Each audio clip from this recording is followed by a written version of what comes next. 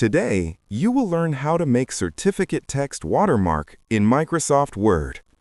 Welcome to Easy Guide YouTube channel. First, open your certificate file in Microsoft Word. Now, go to the Design tab at the top of the screen.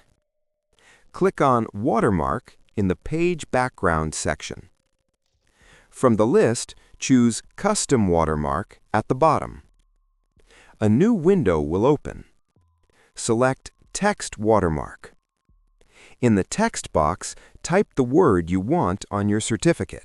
For example, certificate, sample, or verified.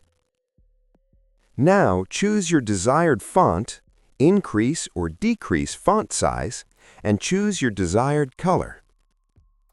Make sure Semi-Transparent is checked so the watermark looks light and professional behind the text. You can also choose diagonal or horizontal layout. After setting everything, click OK. That's it. Your certificate text watermark is now added in Microsoft Word and appears on all pages.